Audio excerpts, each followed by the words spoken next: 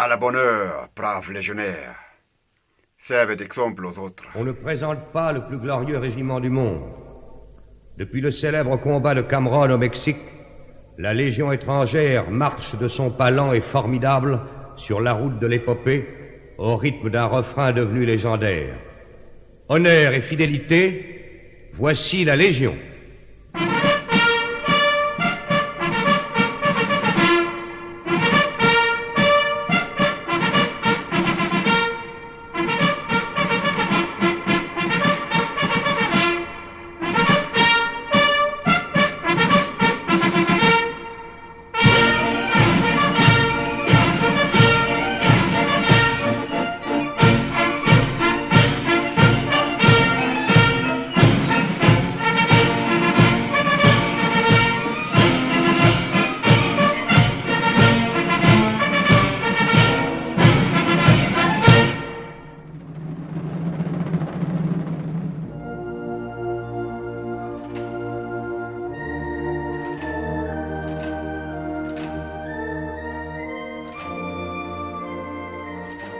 Camarades, bonjour et bienvenue sur ma chaîne. Tout va bien? Je l'espère bien. Avant de continuer avec ma vie à la Légion étrangère 1985-2002, un petit détail. Je vais vous présenter un livre que je trouvais exemplaire, exceptionnel. Et il s'agit d'un livre écrit par un légionnaire que j'estime beaucoup, énormément. Le Major Horst-Rose. Le livre s'appelle Pour la gloire du fanion, Major Horst-Rose avec Pierre Dufour. 1951-1991, un légionnaire allemand au service de la France.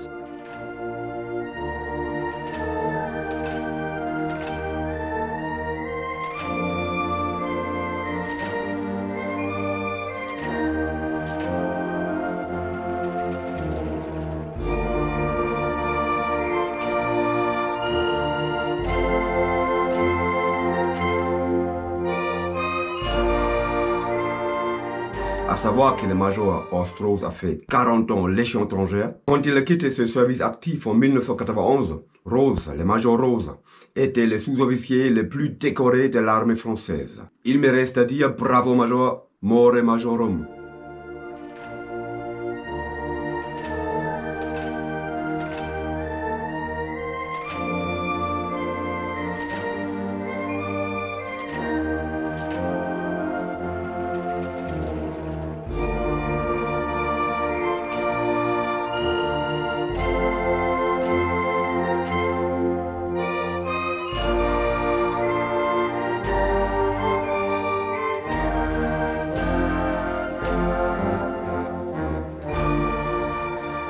Et chers amis, avant de commencer avec ma vie à la Légion étrangère, laissez-moi vous dire deux choses.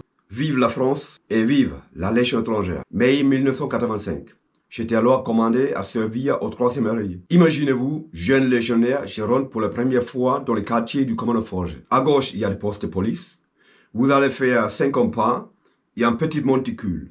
Et sur ce monticule, il y a Manolito, un soldat du Tonkin. Allez, on essaie de faire 2 rangs là. Oui, mais nous on dit, mais le petit il est sportif. Il y a un rassemblement là, Jésus-Christ. Il a tourné la tête vers Cayenne et il a un regard un peu amertume. Manolito. En fait, c'est le Toula qui l'appelait Manolito. Pourquoi? Je ne sais pas. Vous passez alors l'entrée, vous faites à droite, vous faites 100 pas et vous trouverez à la gauche la 2e compagnie. La 2e compagnie de combat du 3e Reich. Je ne sais pas pourquoi, mais à la 2e compagnie, à cette époque-là, on trouvait énormément de British. Si vous continuez sur la même piste, à gauche, vous trouvez alors la 3e compagnie. Ma compagnie. Nous, la 3e compagnie, on était les jaunes. Et notre champ compagnie, c'était dans la brume, la rocaille.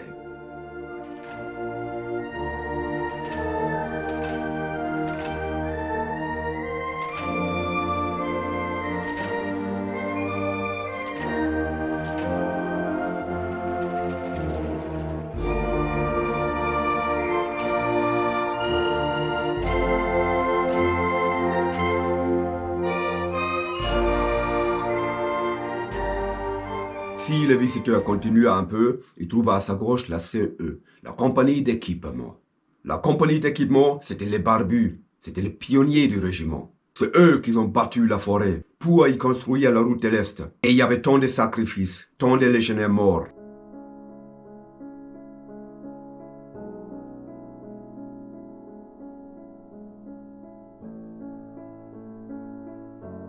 Le champ des barbus de la compagnie équipement, c'était en Algérie. Je me rappelle très bien. Chaque fois que la colonne de barbus ont traversé le camp en chantant en Algérie, j'avais des frissons. Partout où ces compagnies passaient, tout le monde arrêtait le travail. Tout le monde regardait, tout le monde écoutait. Il y avait là les vraies voix d'hommes. C'était fantastique. À la tête du régiment, à mon époque, au début, il y avait le colonel Guillot. Mais en été, en ces mêmes années, il y avait une passation commandement. Et c'est le colonel Picmal qui a pris le régiment. Pour ce brillant officier de la Légion étrangère, le colonel Picmal, j'avais que de l'admiration. Et je me rappelle bien les pensées que j'avais en parlant la première fois avec le colonel Picmal. C'était lors d'une présentation de la garde. Je pensais, mais si tous les officiers Légion étrangère sont comme ça, je vais y rester toute ma vie. Parce que c'est des gens formidables.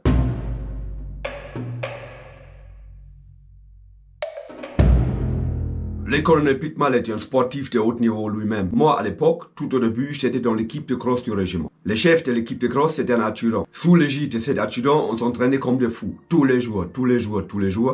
Mais résultat, il n'était pas. Donc, un jour, le colonel Picmal a décidé, à partir de maintenant, à partir d'aujourd'hui, c'est moi qui va entraîner l'équipe de cross du régiment. Parce qu'il avait constaté qu'on était tous très fatigués. Donc, il a commencé avec un entraînement très léger. Et puis, plus tard dans le temps, nos résultats étaient au beau fixe. Je me rappelle d'un événement que je ne vais jamais oublier de ma vie. Il y avait au sein du régiment un club parachutisme civil. Il faisait des chutes libres, quoi. Et un jour, il y avait un civil qui sortait de l'avion. Il voulait ouvrir son pépin. Il a tiré. Mais qu'est-ce qui sortait du sac en arrière? Mais c'était le bordel. Il a alors tiré la réserve. Mais hélas, là aussi, les parachutes n'étaient pas ouverts correctement. Donc le parachutiste civil est tombé d'une hauteur d'approximative 2500 mètres dans la forêt. Tout de suite, la deuxième compagnie et la troisième compagnie furent mobilisées pour trouver le parachutiste en forêt. On savait qu'il était tombé dans une région de 1 km long, de 1 km large. Donc on a pris le sac à dos, on a pris les coupe-coupe, on a pris nos armes et direction la forêt, la selva, pour trouver le parachutiste. Je me rappelle bien, j'étais dans le groupe du sergent-chef Sass, j'étais radio. Je portais le PP13 et avec nous, il y avait le chef de corps, le colonel Picmal. C'est avec lui, avec notre chef de corps, le colonel Picmal, on a trouvé le parachutiste. Évidemment, le parachutiste était mort. Il y avait la voile qui flottait à 30 mètres hauteur, le parachutiste était couché par terre, le colonel nous a arrêtés et c'est lui en personne qui était allé voir le parachutiste. Il lui a fermé les yeux et il a donné ses ordres. L'ordre, c'était de faire un brancard de fortune qu'on sorte les malheureux du forêt. Évidemment, c'était une entreprise pas facile parce qu'il y avait la marécage partout, mais le brancard fut vite fait fabriqué.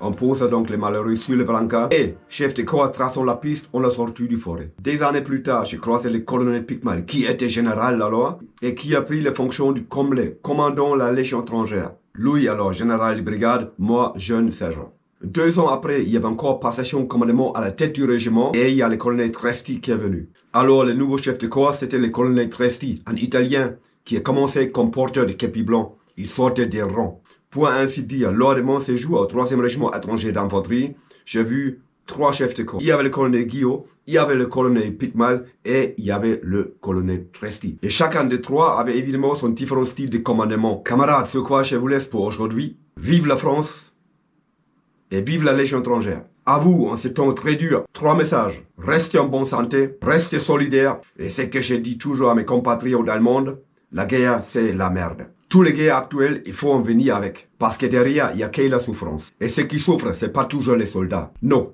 c'est les familles. C'est les enfants, c'est les femmes, c'est les vieillards. Et ça, ce n'est pas juste. Je vous souhaite à tous une excellente journée, amitié légionnaire. Thomas Gass, bye bye.